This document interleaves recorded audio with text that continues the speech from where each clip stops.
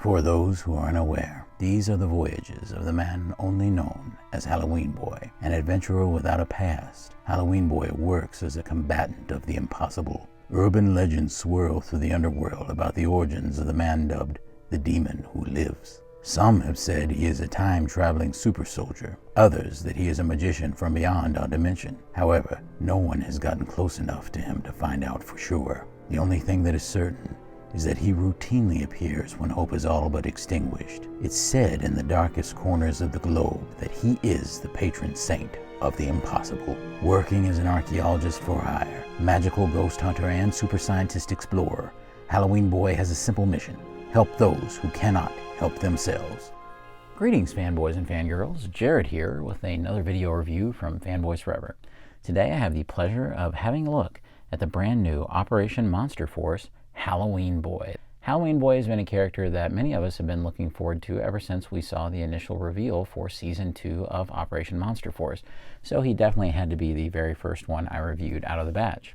You know, honestly, and I'm sure the majority of people that saw this figure when it was first revealed probably had no clue who it was. I just know that as soon as I saw it, I was completely taken by the visual of this mysterious comic book character. With a little digging, I found out that this character is by independent comic book writer and artist Dave Baker, who has also done a few television and movie projects as well, and is currently writing the Halloween Boy books and self-publishing them. Thankfully, we do have a hardcover collection of the first storyline that's coming out next year, but I suggest you don't wait and instead go ahead on to heydavebaker.com and purchase those books. I went ahead and did it myself, and I am better off for it. Of course, here on the channel, we are going to be talking to Mr. Dave Baker very soon about Halloween Boy, and I absolutely cannot wait for you to see this interview. It will be the first video like it on this channel, and I hope the first of many more.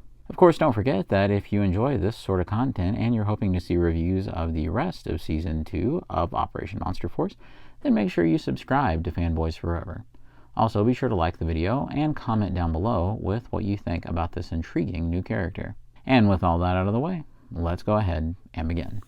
If you don't know who Halloween Boy is, when you open it up, you actually do see artwork by Dave Baker himself, along with his own writing, explaining who Halloween Boy is.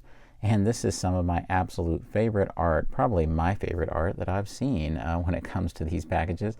I'm really sort of wishing that they would just get Dave Baker to write and draw the rest of this series, because there's just something about his illustration style that just really captures me, especially his drawing of Dracula right here. Here is Halloween Boy in the packaging, looking quite spiffy. And on the back, a story for the entire new Season 2 that we're currently in. And a little bit more on the side with the numbering 17. And not only do we have the barcode and UPC, but we also have an extra little sticker about heydavebaker.com, where you can learn more about Halloween Boy. Just so that you can see kind of an uninterrupted view of what's going on in the background. Of course, Halloween Boy does live in a floating city in the sky that has a giant skull motif on it, but I thought that this would be a fun idea of him bringing some of his tech and maybe some of the artifacts from his skyship and kind of moving it to a temporary base as he works with Declan Van Helsing and the Delta Reds to stop the Forgotten King. So I thought that this would just be a cool little thing that I've put together with just some random bits and bobs here, so enjoy. Alright, so here he is out of the box, and we'll go ahead and talk about the character himself. Halloween Boy is interesting because he's kind of a mix of every single pulp hero you've ever read about, from Doc Savage to, I think most notably, the Phantom, and that's kind of a whole story about how he almost was the Phantom, since Dave Baker did submit an outline for kind of a new take on that character that didn't go through. Not only that, but there's just every other imaginable influence in there, and it creates a character that feels a lot like those old pulp heroes, but also different in a way as well. Can't wait to dive a little deeper into it when we do interview Dave right here on the channel. So like I said, be sure to look out for that video. It's pretty obvious right away that this guy really isn't quite like any of the Monster Force figures that we've seen so far. He's definitely his own sort of thing and is by far the brightest out of those characters, but at the same time, perhaps one of the most sinister aside from Dracula himself. I love all the little sculpted details and everything that they've done to make Halloween Boy special. There's some brilliant reuse going on with his vest, as it is one of the Delta Red vests, but is extremely accurate to the comic art we see in the series, so I think that that was some really smart reuse. I also really like his padding, which is also very accurate to what we see in Dave Baker's art in those comics. Definitely the head sculpt is one of the strongest aspects of this figure. It absolutely captures the kind of gnarliness of Halloween Boy in the comic, and I really like the grin that they have where he is bearing his fangs right there. Fantastic. Also, you can definitely see that they upgraded the paint since the prototype pictures by doing this awesome wash over the skull on his head. One of my favorite things about the character is his awesome silhouette. It's just such a clean, striking, kind of cartoony image, but it works perfectly because what you're kind of seeing is it's like the superhero version of a Dracula collar, and it is just my kind of thing. It seems like a character that was just custom made for me. If you remember my review of the Delta Reds, then you know that these vests are completely removable, but you also know that there's kind of a modular system in place for the gear on this. But those can be switched around for other items, such as this knife and sheath right here in the back. Also, you do have these clips down here. It is really a shame that these end up being more for looks than anything with these hooks. You would almost think they would have had something on the sword that would have been able to have hooked in. They don't do anything like that, so that's kind of a shame. There is no place to stow the sword. I suppose that you could stuff it into the armor back here, and you can make it at least look halfway decent, and here it is. But one of the biggest standouts is this terrific machine gun. So you can see that it looks very custom because there's almost a bat wing right here. And I do have a silencer on the end of it, which is removable. I'm not exactly sure how far you can push that in because it feels almost a little too tight, and this seems a little too brittle to fool with it too much. Of course, when it comes to these figures, this is actually a collaboration with a separate studio called Gridiron Studios. So they actually do the accessories and the weapons, and I think it really shows when you've got one company specializing in this kind of thing, they can do a much better job, so I really love it. Same thing for my favorite accessory, which is Halloween Boy's incredible sword right here. He uses this in the comic, and it kind of lights everything ablaze, and it has this awesome kind of vampire motif on the front. Absolutely love it. There's even a cool flame effect, which stays pretty well actually and just hooks on to the side. This is probably one of the most detailed accessories that we've seen in this series. Even the back is just exquisite. So this is a real love letter to Dave Baker's art and character. Not only that, you have these cool holsters on the sides, but there are some dual pistols down here in his holsters. Of course, another premium addition to the accessories are these really cool customized stands. Of course, they have Monster Force sculpted into them, and they actually have the name of the character printed on the front. So there's Halloween Boy, and there's the back of it. What's cool about these is that if you want to, you can even use them as some diorama pieces because you stand them up the other way and they're tombstones, so that works really well. He does include this little baggie that's full of some muzzle flash and a little smoke effect for his guns. Now, when it comes to this figure, there's really only a couple of really minor setbacks. One of the things that keeps it from being perfectly accurate is that Halloween Boy should have more kind of ammo pouches on the bottom here. It's something that could be easily rectified. We take some of the items from the other characters that we've had before and plug in down there, and I think it would work to kind of rectify that, but I think that they should have taken care of that. I would have liked to have seen them actually come up with a brand new belt for Halloween Boy that had a lot more big pouches and utility belt kind of things like Batman has, but of course beggars can't be choosers. And one of the only other little quibbles I have is that, you know, there is maybe a little bit of paint slop around the face and the mask right here. So you can actually see, you know, where maybe there's a little too much white, and maybe I need to go in there with a toothpick and a little bit of isopropyl alcohol and just clean that white out a little bit under the eye so we can restore that black. And maybe there's a couple of little spots where they put a little too much flesh paint here or there that might have covered a spot on the masks below that same eye. But other than that, really, it's pretty clean, honestly. And it's awesome that he even exists. It's really kind of an unlikely scenario that this thing ever even came out. And it's so awesome because it's going to introduce thousands of people like me to a character that we may not have ever heard of if not for this. So I think that's great. Of course, for those that aren't aware, you could totally take that gear off. Not only that, but you do have a couple of extra little accessories. Like, say for instance, you have these open palms that's for either side on the hands. And you also get a fisted hand for both sides. Right now, what I have in, of course, are the trigger finger hands, which can hold either a gun or the sword with no problem. With the head, we still have this hinge right here in the neck. I always really like neck hinges. I don't mind if they break up the sculpt a little bit. I think it's well worth it because even, with a flight pose or something like that, it can look straight ahead. So that's something I really appreciate. Of course, you can go down quite a ways too, with him burying his chin right into his collarbone.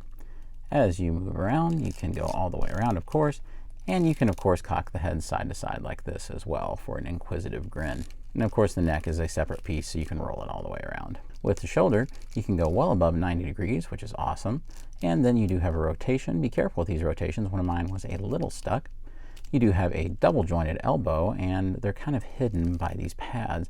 So that does help to kind of hide that articulation break. Then we also have a rotation at the hands and a hinge going in different directions depending on what kind of hand. You do have some butterfly joints here into the sides that work really well. So they would allow you to do something like maybe get him to put his arms across his chest or even sort of cross his arms a little bit. There is some form of diaphragm joint.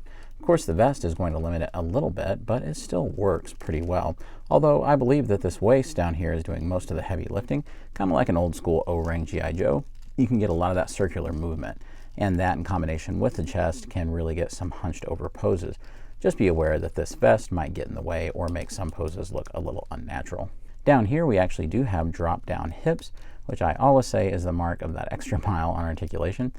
And using those drop down hips, we can get some very, very high kicks and at least go to a 90-degree angle, maybe better. We do get a rotation. This side is a little tight. You can kind of hear that squeakiness to it. And you can definitely have a double jointed knee right here.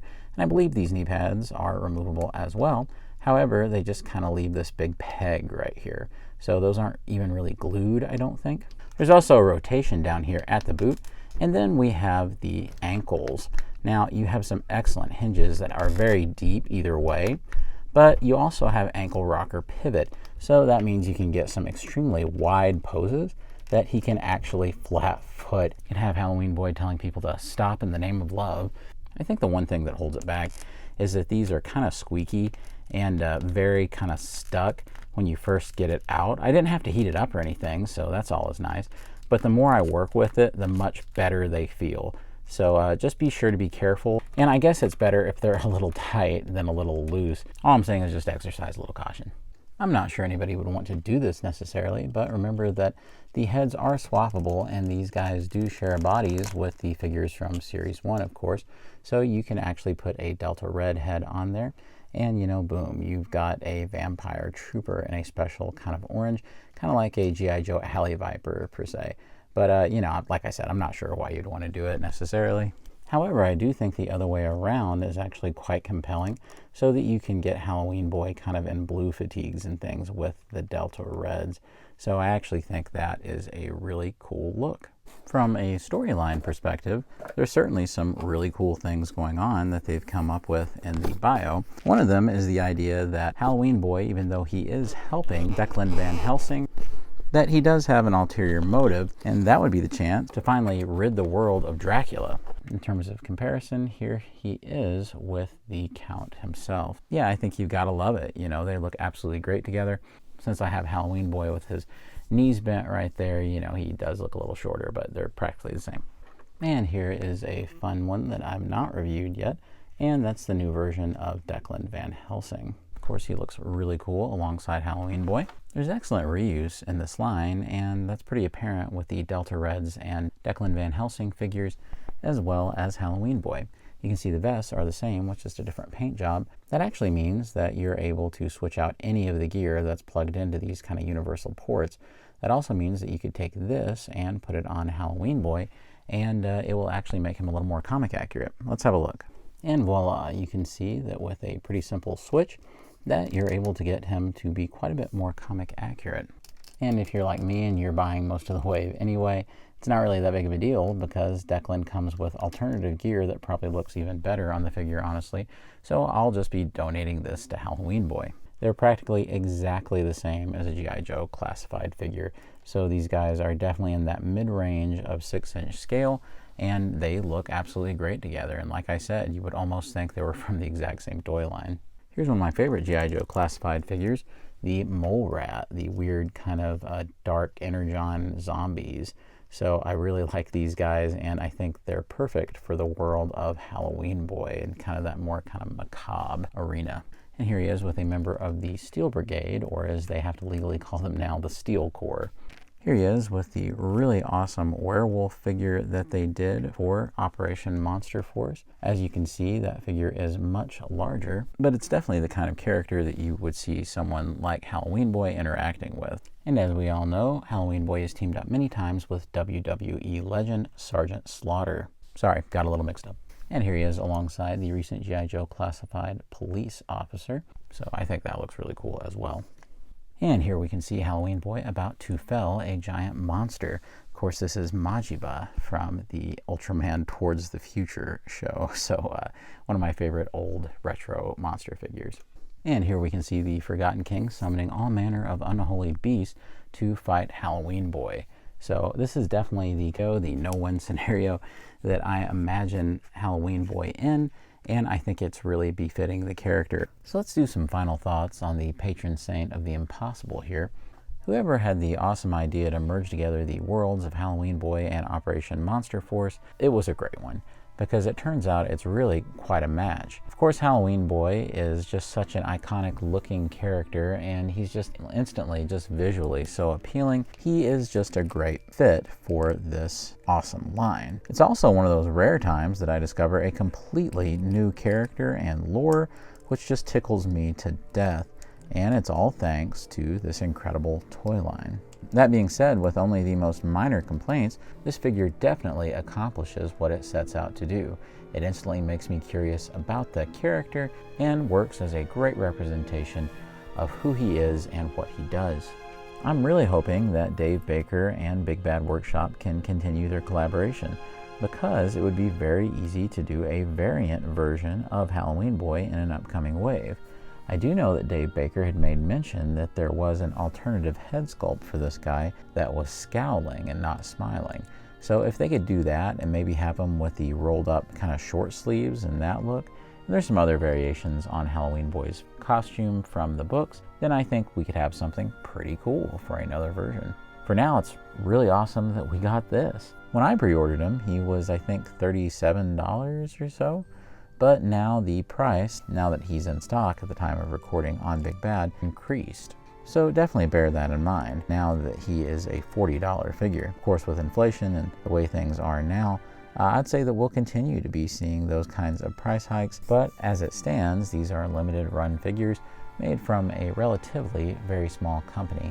And so I can't be too upset about the premium price, especially considering that I really love what they're doing. Halloween Boy here represents the very best of what you can do in a line like this, especially when you combine forces with other really strong creatives, especially people like Dave Baker, whose dream it was to have action figures of characters that they've created.